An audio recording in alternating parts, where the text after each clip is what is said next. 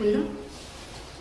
Mesdames et messieurs les chefs d'État et de gouvernement, mesdames et messieurs les membres des délégations, mesdames et messieurs les membres des partis, mesdames et messieurs, nous nous réunissons aujourd'hui pour la 21e conférence des partis afin de lutter contre le changement climatique. L'heure est grave. Nous devons agir en toute urgence afin de ne pas excéder la limite de l'augmentation de la température terrestre. Elle est de 2 degrés seulement, et ce d'ici la fin du siècle. Le réchauffement climatique ne doit sous aucun prétexte excéder ce seuil d'ici cette date.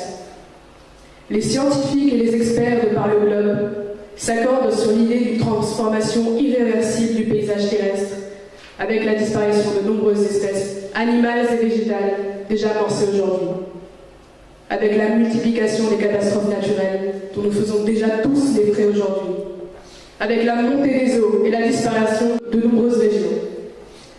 Alors, mesdames et messieurs, nous devons aujourd'hui, en ce lieu, parvenir à un accord universel permettant de lutter efficacement contre le dérèglement climatique qui nous met à mal. Mesdames et messieurs, il est nécessaire et indispensable de réduire les émissions de gaz à effet de serre et d'amorcer un changement sociétal qui nous permette de préserver à la fois le paysage terrestre et ses aménités et à la fois notre modèle de croissance. Il s'agit de trouver un équilibre entre les besoins de chaque pays, émergent, nord, sud, en voie de développement, et que chacun des émetteurs fasse des efforts. Alors, mesdames et messieurs, il est indispensable que nous ne franchissions pas la barre des 2 degrés de réchauffement climatique d'ici 2100 et que les membres des pays développés contribuent au Fonds vert afin de mobiliser 100 milliards de dollars pour aider les pays en voie de développement à s'insérer correctement dans ce monde mondialisé et qu'ils achèvent leur transition démographique sans encombre tout en préservant le climat. Le Fonds vert est effectivement destiné à aider les pays en voie de développement à lutter contre le dérèglement climatique. Mesdames et messieurs, l'heure est grave. Il faut faire des efforts. Ce n'est pas chose impossible. Il en a déjà été fait et nous pouvons poursuivre dans cette voie. Nous avons pu signer, lors de la 3e conférence des partis, le protocole de Kyoto. 37 pays se sont engagés à réduire leurs émissions de 5 degrés, de 5% en moyenne, entre 2008 et 2012, par rapport au niveau d'émissions de 1990. L'amendement de Doha en 2012 a lui prolongé ces efforts. Il prévoit une réduction d'en moyenne 18% d'émissions par rapport à 1990, et ce entre 2013 et 2020. Il est dans notre devoir de prolonger ces efforts. Mesdames et messieurs, engagez-vous à plus encore. Mesdames et messieurs, nous sommes tous vulnérables face au dérèglement climatique. Mesdames et messieurs, les membres des délégations du Japon, de la Russie, des États-Unis et de la Chine, vos efforts ne sont pas suffisants. Si vous ne vous engagez pas ici à plus que ce que vous avez fait par le passé, vous serez aussi victime des dérèglements du climat. La moitié de Shanghai sera sous l'eau d'ici 2100. Le Japon sera de plus en plus touché par des catastrophes naturelles et vous devrez accueillir les réfugiés climatiques. La production agricole mondiale diminuera inexorablement à cause des nombreuses sécheresses et des canicules. Il faut prendre conscience des conséquences affreuses, terribles, désastreuses et irréversibles du changement climatique. Les experts en santé prévoient qu'avec l'augmentation des rejets de gaz à effet de serre, la fréquence des maladies dues aux gaz toxiques augmentera dans toutes les régions du monde. Agissons aujourd'hui, n'attendons plus. Mesdames et messieurs, faisons ici l'histoire. Le monde nous regarde, le monde vous regarde. Il vous observe, il attend de vous que vous preniez les décisions adéquates pour lutter contre le dérèglement climatique. Il attend de vous tous que vous parveniez à un accord universel, international, par consensus, et que vous vous insériez tous profondément dans ces négociations. Mesdames et messieurs, faisons aujourd'hui l'histoire. Soyons les pionniers d'un avenir meilleur. Nous sommes à l'aube d'une nouvelle ère. À nous d'en établir les fondements. À nous de poser les piliers d'un monde meilleur. Agissons. Je vous remercie.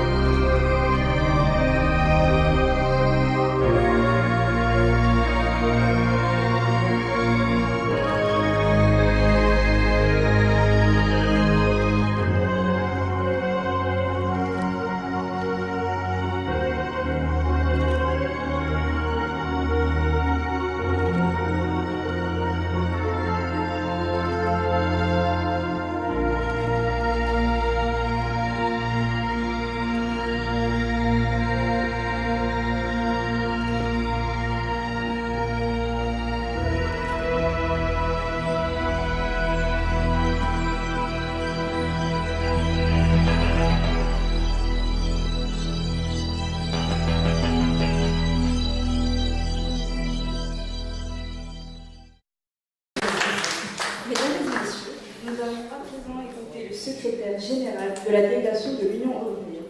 Veuillez vous avancer jusqu'au bout.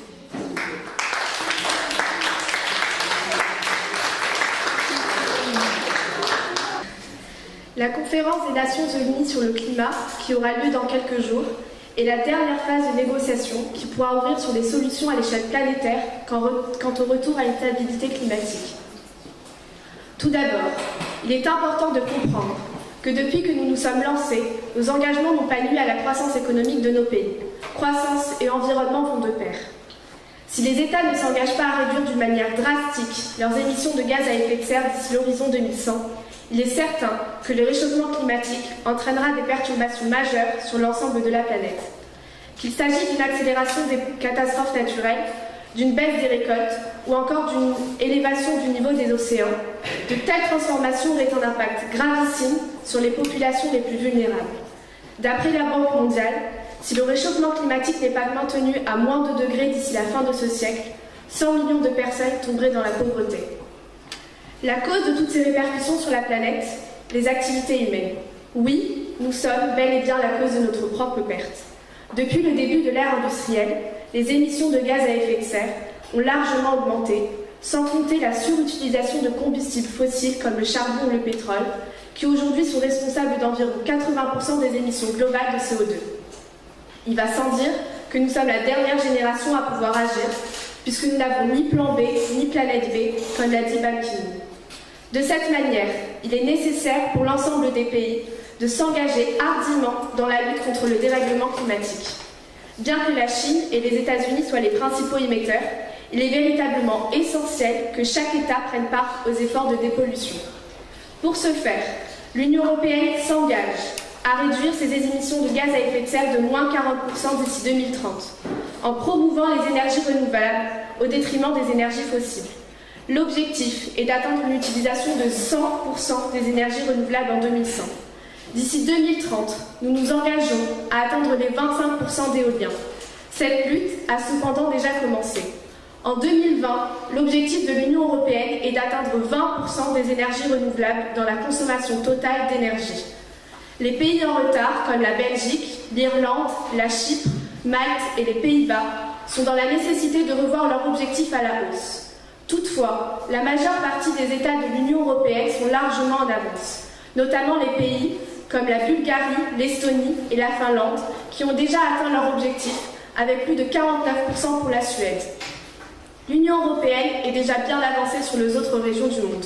Toutefois, dans un souci de lutte contre le dérèglement climatique, nous nous engageons à financer le Fonds vert dans des dimensions raisonnables puisque nous participons déjà à plus de la moitié de ce versement. Nous nous engageons à taxer les émissions de carbone sur l'ensemble des véhicules motorisés selon leur taux de rejet de CO2. Imposer un prix au transport des ménages s'oriente dans la même voie que réglementer les gros industriels par des quotas.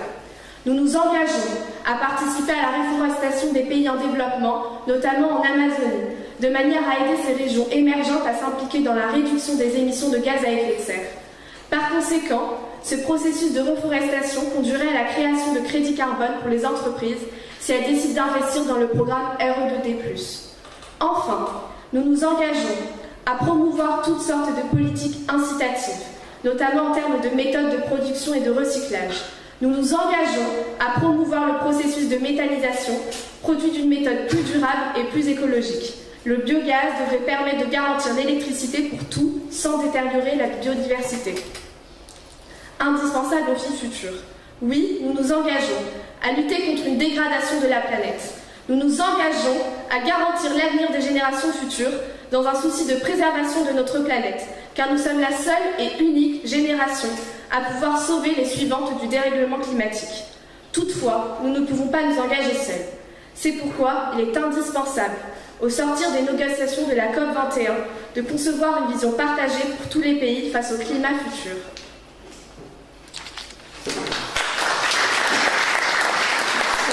Nous allons désormais écouter le chef de la délégation états-unienne.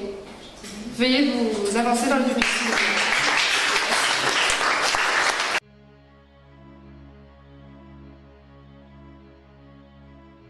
Je suis heureuse de me tenir devant vous aujourd'hui pour représenter les États-Unis d'Amérique en faveur d'une cause aussi importante que la protection de l'environnement.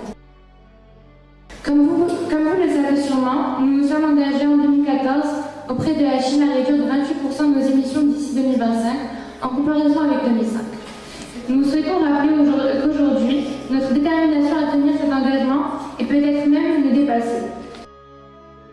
La principale solution pour cela semble être une régulation forte. Tout d'abord pour limiter les émissions de CO2 des industries et des centrales électriques qui sont responsables de 37% des émissions du pays. Nous en avons pour but de permettre à d'autres pays d'agir face au changement climatique. Notre contribution au Fonds vert de l'ONU sera donc de 4 milliards de $.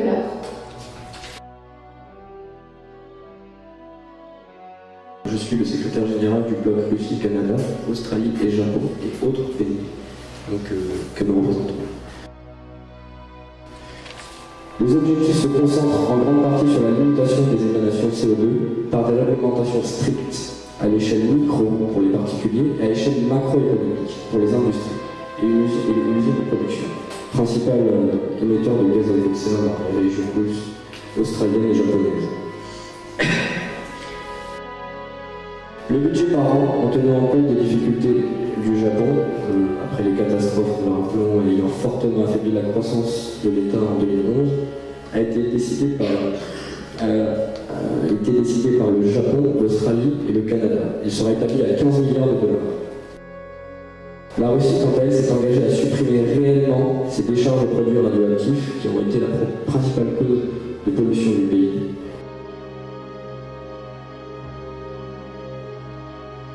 Je suis le représentant des pays en voie de développement.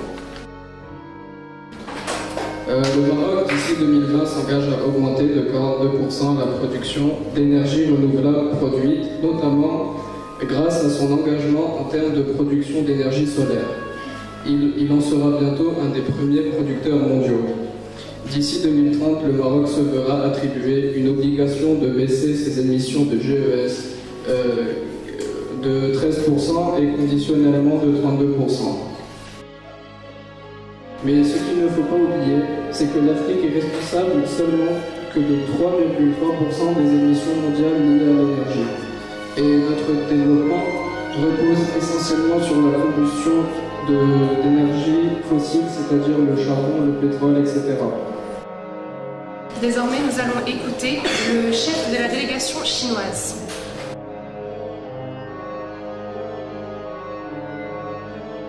En ce jour, j'aimerais d'abord partager avec vous, chers confrères, l'infinie admiration que, au nom de mon peuple, je ressens pour la France, qui malgré les tragiques événements dont elle a été victime, a maintenu la conférence.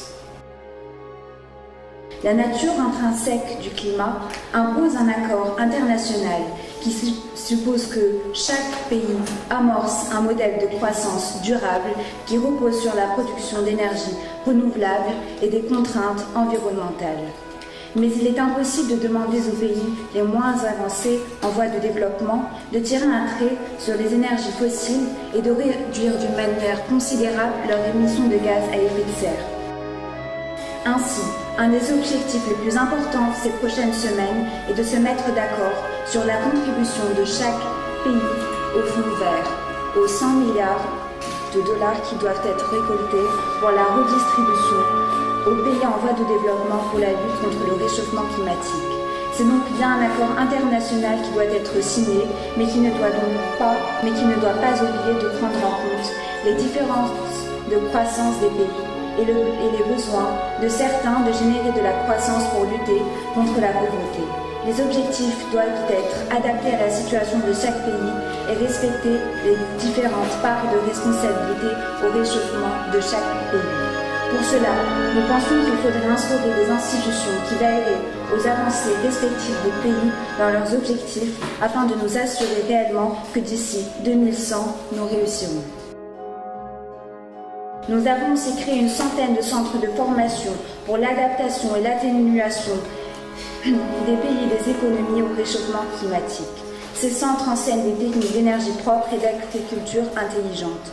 Je peux donc vous promettre, au nom de mon pays, que nous sommes déterminés à faire tout notre possible pour réduire nos émissions de gaz à effet de serre et rapprocher le plus tôt possible le pic d'émissions de CO2. Merci.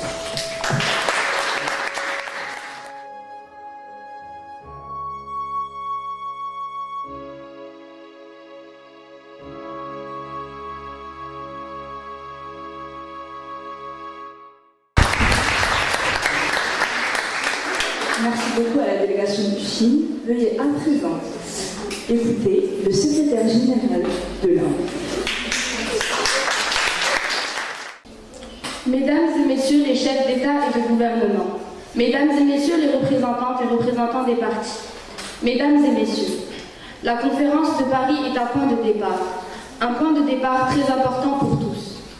Le changement climatique est l'un des plus gros défis de l'humanité pour les prochaines années. Hausse des températures, fonte des glaciers, augmentation et multiplication des sécheresses et des inondations sont les conséquences de ce problème qui nous concerne tous aujourd'hui et auquel nous devons remédier d'urgence. Tout d'abord, je tiens à souligner l'importance de la présence des pays en développement dans ces négociations. Nous sommes également très concernés et plus que jamais victimes de ce dérèglement climatique. Le réchauffement planétaire est à l'origine de nombreux dégâts sur notre territoire, dont notamment l'abondance des précipitations de courte durée pendant notre mousson mettant en péril nos productions agricoles. Ainsi, les pertes de l'Inde liées à ce changement sont énormes. Nous sommes l'une des plus fortes croissances au monde. D'ici 2050, nous accueillerons 500 millions d'habitants supplémentaires. L'Inde veut ainsi continuer à se développer puisqu'elle n'a pas encore atteint sa frontière technologique. Mais elle est cependant prête à infléchir son mode de développement pour agir en faveur de la planète. C'est pour cela que nous nous engageons à réduire d'environ 33% l'intensité carbone de notre PIB d'ici 2030 par rapport au niveau de 2005. Aussi, nous savons combien les énergies renouvelables tiennent une place essentielle dans les enjeux climatiques de nos jours. C'est pourquoi nous avons pris l'initiative de produire 40% de notre électricité à partir d'énergies décarbonées d'ici 2030, avec un objectif de 175 gigawatts de renouvelables pour 2022.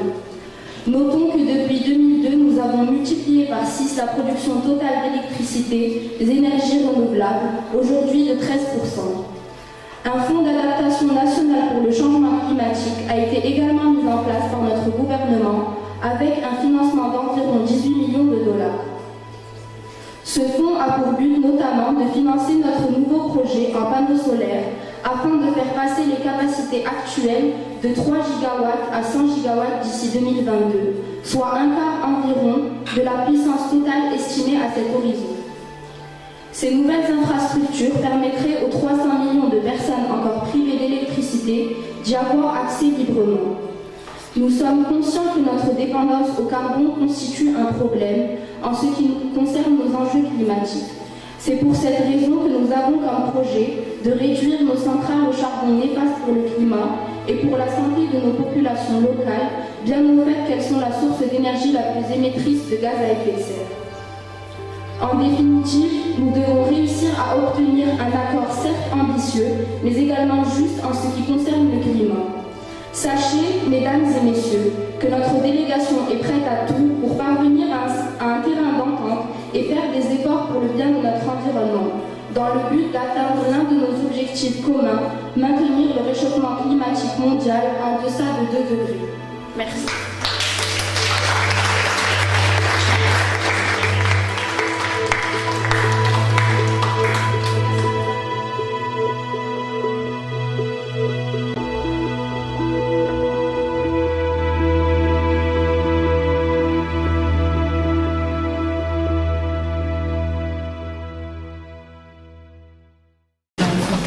Mesdames et messieurs, comme vous le savez probablement, nous disposons d'un simulateur que l'on appelle C-Roads, dans lequel nous avons entré toutes vos prévisions et tout ce que vous nous proposez, tous vos projets.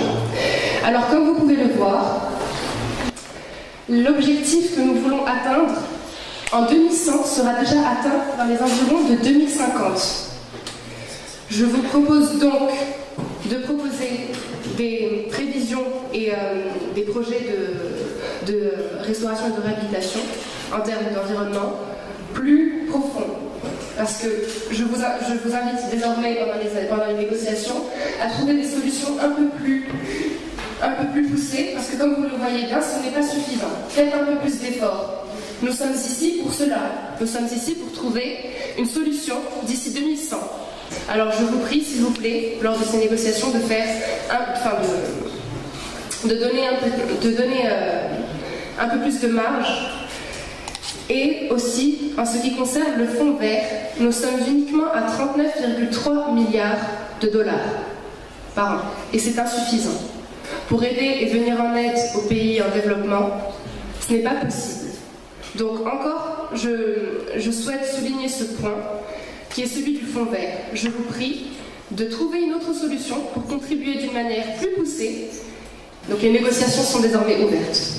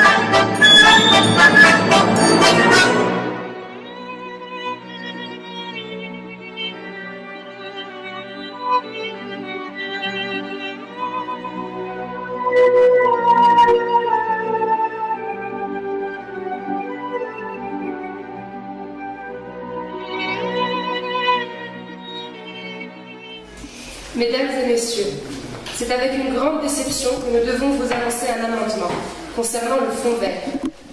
Les pays développés renoncent à 15 milliards de dollars, ce qui fait qu'en réalité, le fonds vert n'est plus que de 24 milliards de dollars par an. Or, la somme requise est de 100 milliards de dollars. Alors nous comptons sur votre implication à tous pour y remédier. Autrement, je le sais et vous le savez, les conséquences seraient terribles. J'invite désormais les organisations non gouvernementales à proposer leur projet. Merci. Nous sommes aussi extrêmement déçus des autres pays développés. Nous pouvons parler par exemple du Japon. Juste avant la COP21, ils ont pêché massivement les baleines en danger. Concernant d'autres pays développés, tels la Russie par exemple, ils sont dans une situation extrême, avec de nombreuses extractions de pétrole et ne joue pas assez sur les énergies renouvelables. Les engagements vis-à-vis du climat devaient être revus à la baisse dû aux illusions faites par la Chine. De plus, elle s'exprime sur la volonté de subvenir aux besoins des pays d'Asie du Sud par le biais d'aides financières. Quels chiffres? De quelles mesures? Les engagements doivent être réalistes. Mesdames et messieurs, après avoir écouté l'Union européenne, j'invite l'Inde à venir donner sa préférence de presse. Merci. Si les autres pays acceptent de faire des efforts, comme ceux que l'on est prêt à faire, nous pouvons revoir à la hausse notre taux de diminution annuelle jusqu'à 3%. Cependant, pour réaliser ceci, l'année de début de réduction sera décalée de 5 ans et donc commencera en 2025. Aussi, nous sommes également prêts à répondre à certaines demandes, notamment des ONG, concernant le fonds vert pour le climat et le revoir également à la hausse et arriver à 3 milliards d'euros. Seulement pour ça, nous attendons également des efforts d'autres pays, comme les États-Unis, encore une fois, qui ne contribuent pas assez au fonds vert, sachant que leur PIB est très élevé. À présent, nous allons laisser le micro au secrétaire général de la délégation de la Chine. Nous avons décidé d'augmenter notre contribution au fonds vert, donc de passer de 3,1 milliards de dollars à 7 milliards de dollars. Nous considérons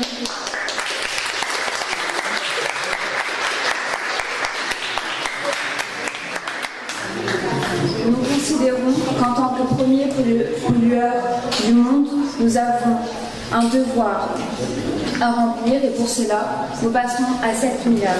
Nous envisageons, et ici c'est conditionnel, de passer à 10 milliards de dollars si les États-Unis augmentent leur contribution au fonds vert de 3 milliards à 5 milliards de dollars parce que nous considérons que les États-Unis, étant la deuxième puissance économique mondiale, étant un pays en phase d'industrialisation depuis des siècles, se doit de participer significativement au fonds vert. Il est de son devoir de le faire.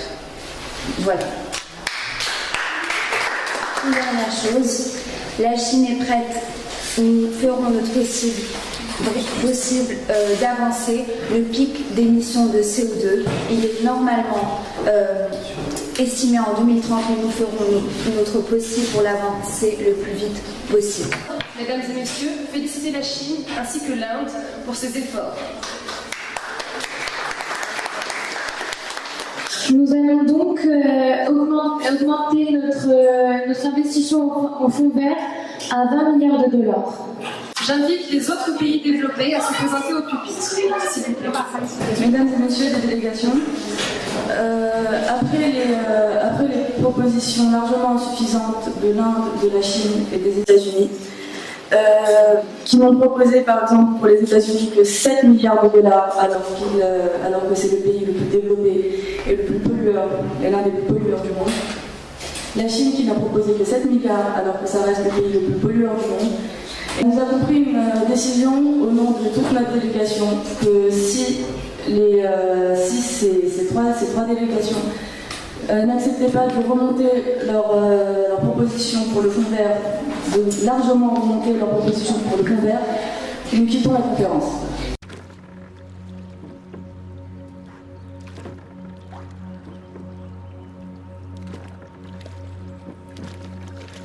Mesdames et messieurs les membres des partis, mesdames et messieurs, il peut sembler aujourd'hui que nous avons rejoué Copenhague, car nous n'avons pas atteint notre objectif. Nous nous sommes parvenus à l'accord ambitieux tant espéré. Je vous encourage toutefois à signer l'accord tel qu'il a été proposé ici, suite à vos négociations. 54 milliards de dollars par an seront levés par le fonds vert. La Chine s'est engagée à réduire ses émissions de 2% à partir de 2030 et à les stabiliser à partir de 2050. L'Inde s'est-elle engagée à réduire ses émissions de 3% à partir de 2025. L'Union européenne les États-Unis, s'engagent à reboiser de 50%. et s'engagent à aider les pays en voie de développement, l'Union européenne a versé 4 milliards de plus au Fonds vert. Aujourd'hui, certes, il peut sembler que nous avons vécu à nouveau Copenhague. Certes, nous n'avons pu accomplir ce pourquoi nous nous sommes rassemblés. Mais mesdames et messieurs, ces négociations n'ont pas été vaines. Alors je vous engage, je vous exhorte de signer cet accord. Et nous nous retrouverons l'an prochain à Marrakech pour la prochaine conférence des parties pour arriver à un accord encore plus ambitieux.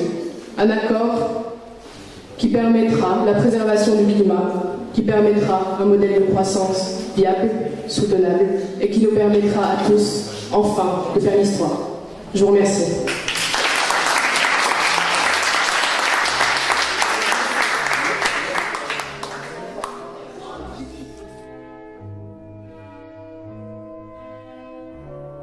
Nous allons maintenant procéder au vote par main levée et je vous exhorte d'adopter cet accord-là.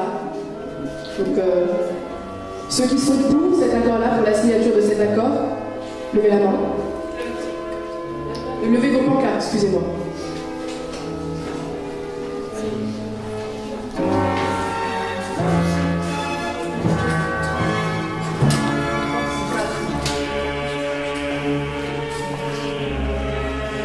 Je vous rappelle que cet accord doit être voté à l'unanimité pour qu'il soit effectif.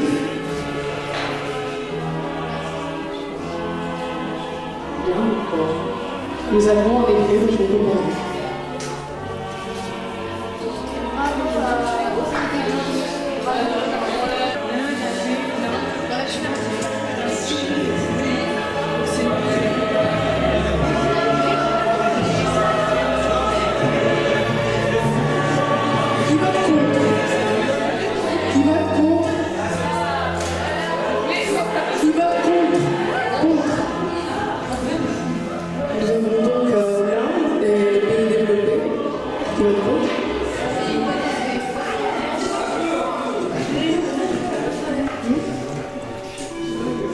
L'accord n'est pas ratifié puisqu'il n'a pas été voté à l'unanimité.